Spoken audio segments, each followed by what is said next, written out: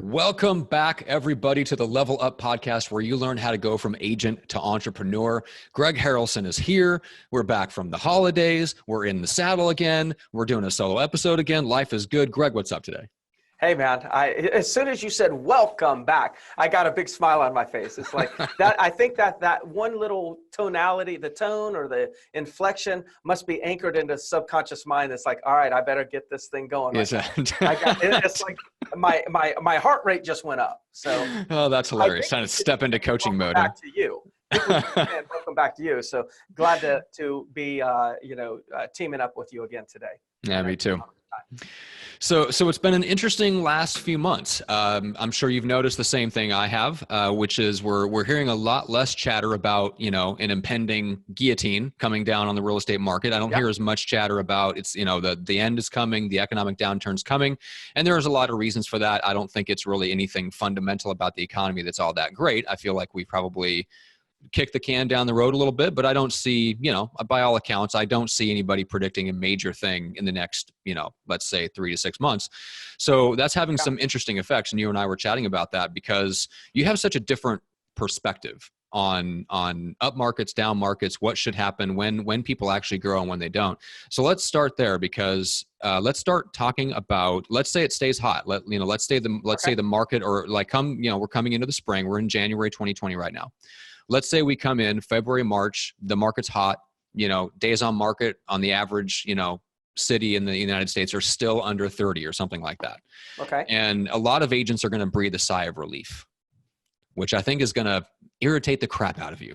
And why is that? Okay. So the market's hot. So people are there's a few things here, right? So the market's hot. Okay. Versus the market's going to crash, or we're going to have, I think it was everyone's talking about we're going to have a shift. Mm-hmm. Even myself, I was anticipating we're going to have a shift. And, and I don't think that there's any evidence in my markets that we've had any measurable shift. If I look hard enough, I can find things that are shifting, but the market itself doesn't seem to be making that much of a shift. And so I think one of the things that we're talking about here is that people will make statements right now. Agents are making statements like, oh, great, the market's not going to go down. The market's not going to shift. It's going to be a great year. The market's going to do really good. And when I hear that, I'm like, there's a difference in the market doing really good and the agent doing really good. Mm-hmm. So a lot of times when somebody says, oh, the market's not going to shift, the market's going to be great, I actually say, or I'm actually thinking, not that agent particularly, but in general, agents in a hot market have a harder time growing than agents that are experiencing a down market. So when somebody says, oh my God, I'm so happy the market's not going to shift, I don't know what they're so happy about, because it's the shifting market that they would have likely grown their business by extraordinary levels. And it's the hot market that they either plateau or grow just a teeny bit, or they actually go down. Like if you were to look at trends in a hot market, more agents trend down in a hot market, which is crazy. Yeah, it's weird. But there's all kinds of reasons for that. Like it's a hot market. Okay, I don't have to pedal so hard. Like in other words, if you're a cyclist and the wind's behind your back and you're like, man, it's a 15-mile-an-hour wind behind my back, you don't have to pedal any harder to go faster. So then what do? You don't pedal as hard. In other words, you get complacent. You start relying on something else. At the same token, now there's less inventory, there's less expires, there's less FSBOs that are listing, there's more agents in the market that shouldn't be in the market thinking it's easy money, so there's more spoons trying to get a little piece of that pie. So you got more competition, and subconsciously, agents get a little bit more complacent, a little lazier in hot markets. That's why I believe we don't see a lot of growth. In a down market, it's a little bit different. In a down market, because now somebody's threatened, their livelihood is threatened. In a down market, like they don't know how they're going to feed their family. So when they wake up, They wake up motivated. They wake up fearful that they can't put food on the table. They wake up hungry. So they show up a little bit earlier in a down market. They actually close a little bit harder in a down market. They talk to more people in a down market. They work more hours in a down market. They do more follow-up in a down market. So just the sheer fact that they're doing all those things in a down market actually is the reason why their business goes up. Now, there are some people that will be complacent, lazy in a down market, and they go out of business. So typically in a down market, you either go up or you go down. In a hot market, you either flatten out like plateau with slight increases or you go down. Can you imagine if agents would bring the same hunger that they experience in a down market if they actually brought that to a hot market? That would change their financial lives forever. Yeah. But that's typically not what happens. No, and I've from knowing you for the years that I have, I think one of the things that if someone has this mentality, you respect it the most, and if they don't, it majorly, it just inspires like irritation and disrespect from you. I disrespect those people. Is that what you're saying? Yes. Okay. All right. Well, I think the thing that you respect the most is somebody that is hungry enough that for the most part, they show up and they're going to execute on their daily habits, right? Yes. And whether it's a hot market or a down market, and when their backs are up against a wall, not only do they show up and they do their daily habits, but they'll do the extra needed to overcome the effects of the down market if they need to. But what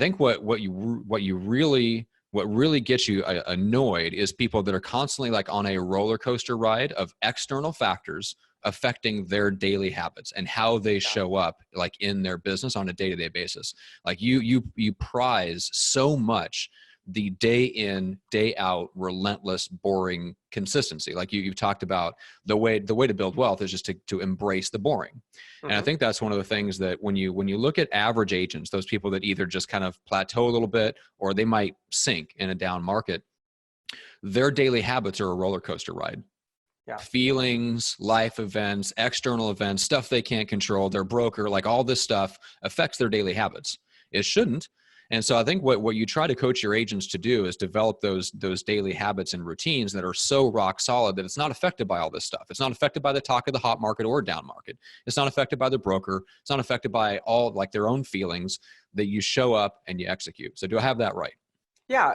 And I just wrote down on my notes that I think what I preach quite often is you got to start every day at zero.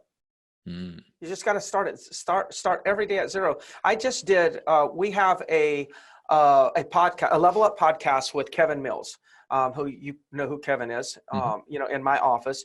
He's the #1 agent in Century 21 in the world now. So he became the #1 agent in Century 21 in the world, 6 years in the business, only had a license 6 years ago, got a license 6 years ago. And here we are today. And that's what he's achieved. And so I did a podcast that'll be released probably in the next week or so, that you guys will release. But I bring it up because I asked him some questions, and I asked him, like, what's one thing that you could say that you feel like is a strength of yours? And he says, I start every day at zero. It doesn't matter how much business I did yesterday or how many problems I had yesterday. I actually wake up, I get in my car, and I'm like, all right, I'm at zero. Got to make something happen today. Got to go create something. And it's 365 days starting at zero. Yeah. That's a feeling that most agents only get about once a year, which is January 1st. Yeah. The rest of the time, they don't think about that. Yeah. Yeah. And so most people are bringing their past into their future, right? Their past is dictating what happens today. Like I had this bad call yesterday, or I had this bad negotiation. So therefore, I don't think I'm going to make calls today. I'm going to focus on getting my CRM organized. Like it's like one event from yesterday influences you not doing something important today. And man, if you do that just 3 or 4 times a month, that's going to be huge when it comes to your business. So you got to start every day at zero. And I do get a little bit, irritated with everyone because it's all excuses. And that's what I get irritated with. I get irritated with somebody telling me they're going to try something. I say you either do or you don't. I get irritated when you say you can't because you can. and I get irritated with excuses. And my job is, by the way, that's everyone that I piss off because I get irritated and then I irritate them. They should really thank me. And the reason I say that is because I'm taking a stance for them. For me to even get irritated, I have to care. I have to see something more in that person for it to irritate me. Like if you were slacking off and I wasn't irritated, that's because I actually see you as a slack off. Mm-hmm. The only thing that would create irritation is when I see that there's a gap between who I see you are and who you're actually being. And as a leader, my job is to get the best out of you for you, not for me. Yeah. 100% agreed. Yeah, that is a leadership thing. And that's a lesson for, I think, anyone that's listening that is not just in the position of applying this to yourself, but you're leading a team. Mm-hmm. That 100%, you have to see other people for what they have the potential to be. And yeah, if you don't care so intensely that it bothers you when they're not reaching their potential, then you have to look at yourself and saying, and basically say to yourself, I'm falling short as a leader. That's an interesting thing. Absolutely. That's a hard realization to come to. Yeah. Well, yeah, I guess in the beginning, it's hard to grasp, mm-hmm. But when you're there, it's like, to me, how could it be any other way? It's like, that's my duty. Mm-hmm. It's my duty. Yeah. If I'm put in that role, then that's my duty. And anything less would be letting people down. Yeah. Agreed. Interesting. Now, let's see. I want to go back a little bit because I want to reinforce one last thing before we call this episode to a close. And that is your mentality when you look at a down market. I want you to explain just real quick again why you believe that why is there such a big opportunity in a down market to grow your business, to capture market share? Like, why do you personally, Greg Harrelson, look forward to that type of a down market? There's a few things. Number one, the consumer no longer will hire somebody because they are in the same bloodline. They only going to hire somebody because they feel like that person's the best job for that transaction. So I'm going to hire my brother's cousin. I'm going to hire my brother. I'm going to hire my cousin to list my home. That conversation goes away. Gotcha. Okay. Because now they're like, well, look, I have a cousin in the business, but I still want the best agent for the job of helping me. I really need to sell. So number one, it knocks out the requirements that sellers and buyers have from those that they work with is higher. So the true professionals are going to be hired more. And they're not like the agents that are going to overprice something. The consumer will figure that out and say, no, I'm not going to hire them. So they go after professionals. So that's one thing. Number two, I would say that's an opportunity when it comes to the market itself. It chases away all the people that are really not committed for the long game in real estate. So the number of people going after the business goes down, opens up an opportunity. But I think there's something bigger that happens, and that's the opportunity that's presented to us by the market. But there's something else that happens when the market goes down, and that is we get scared. We get scared. We feel threatened. We're afraid we can't perform for our families. So guess what we do? We wake up earlier. We practice more. We talk to more people. We ask for the sale. We ask questions and we do deals because of fear. So that's something that I see that happens. It's like there will be a class of real estate agents that will feel like their livelihood is threatened. And when a human being, when an animal is put into a corner, they instinctively fight their way out. Human beings do the same thing. A down market puts a lot of people in a corner. And then at that time, you're going to have those that flight and those that fight. So if you start fighting at the same time the opportunities are being presented by the consumers, you match those two things up. That's a beautiful market to be in.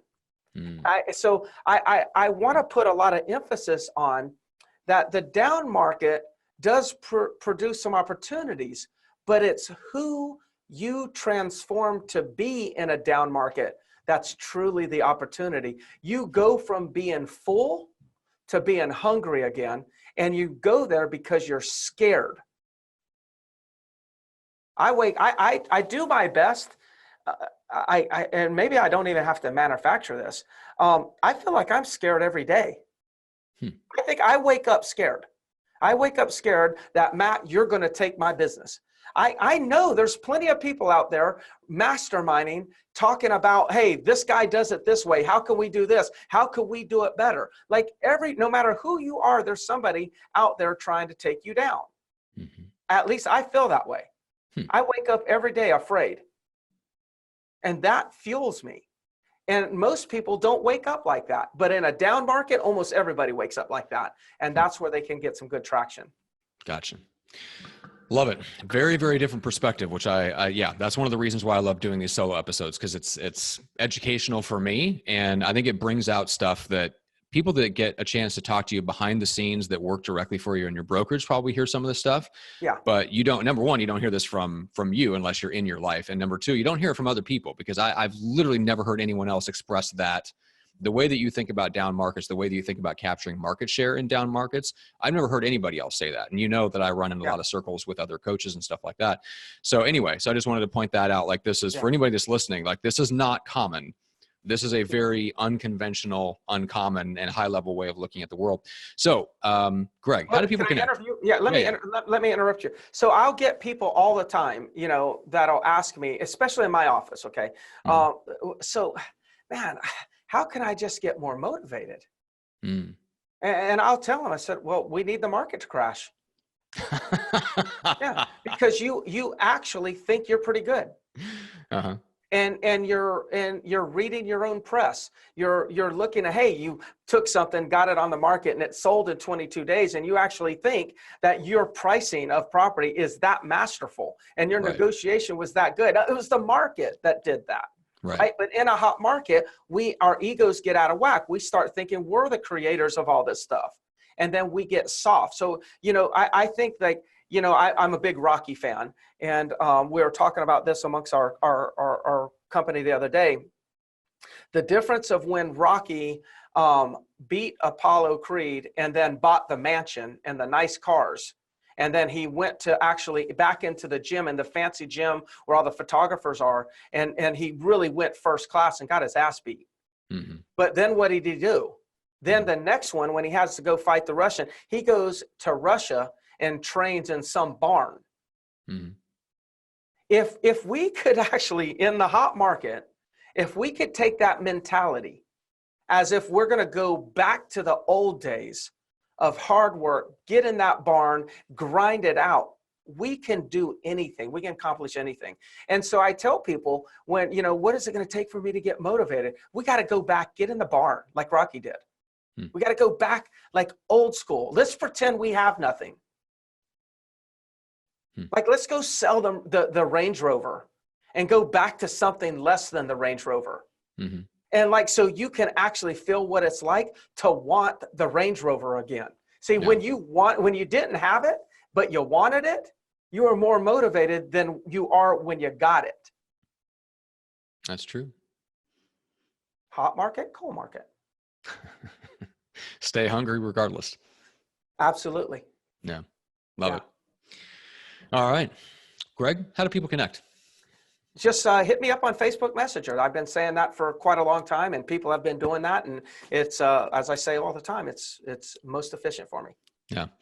And for the podcast, make sure to go to Apple Podcasts, leave us a review and a rating there. If there's a particular guest, like you mentioned, Kevin Mills' episode coming out here shortly, make sure to leave a review and thank the guest for coming on, because obviously, like, Kevin's super busy, super successful. Guys like that are essentially donating their time to show up and talk about and share what they've been doing that's generating those kinds of results. So make sure to give them a public shout out. Go over to the leveluppodcast.com. You can grab the podcast and all the links out, as well as the YouTube video version if you want to watch it instead of listen. So everything is there.